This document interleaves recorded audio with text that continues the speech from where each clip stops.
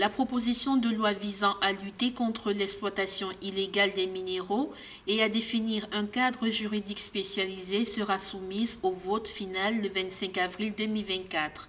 L'activité minière illégale, selon le gouvernement, constitue une préoccupation pour le pays en raison de l'implication de groupes criminels organisés dans ces activités. Le gouvernement angolais considère que l'exploitation minière illégale représente une menace pour la sécurité nationale du pays, qui est l'un des plus grands producteurs mondiaux de diamants et envisage une diversification substantielle lorsque le plan géologique national sera achevé. Selon les données de l'exécutif angolais, le pays compte actuellement 1,3 million de mineurs, pour la plupart étrangers, qui exploitent environ 300 grandes dragues illégales.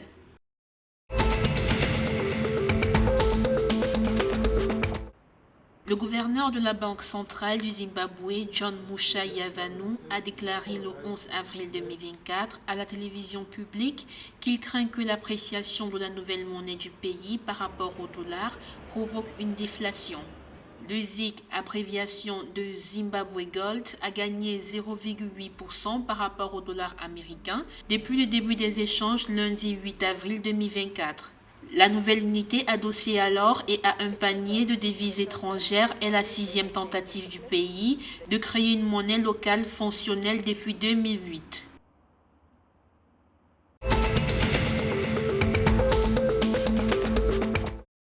Le gouvernement zambien s'est engagé à apporter un soutien d'1 milliard de dollars à la banque Investrust afin de garantir que les déposants ne perdent leur argent. Le gouverneur de la Banque de Zambie, Denis Kalialia, a déclaré lors d'un point de presse que la Banque centrale avait demandé le soutien du gouvernement pour payer les déposants de la banque Investrust afin de protéger l'intégrité de la stabilité du secteur financier. Il a également souligné qu'au moment de reprendre la banque, son taux d'insolvabilité était estimé à 850 millions de guinées.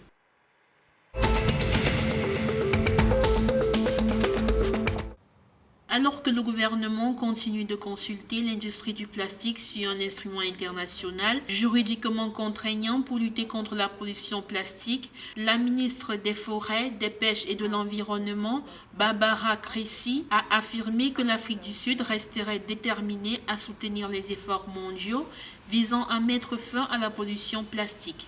Cette affirmation survient lors d'une réunion consultative d'engagement des parties prenantes sur la position de négociation de l'Afrique du Sud avant le 4e comité de négociation intergouvernementale.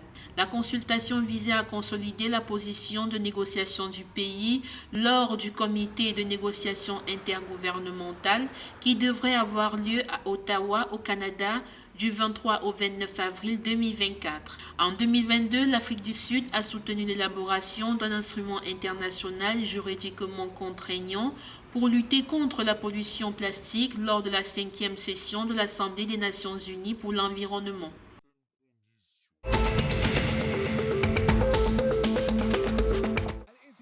La Namibie s'est inclinée face à la Mauritanie 4-5 lors de la CAN Fustal Rabat 2024, disputée le vendredi 12 avril 2024. Les Mourabitones ont dominé la Namibie en première mi-temps en marquant 4 buts, mais n'ont pas réussi à garder le rythme en deuxième mi-temps.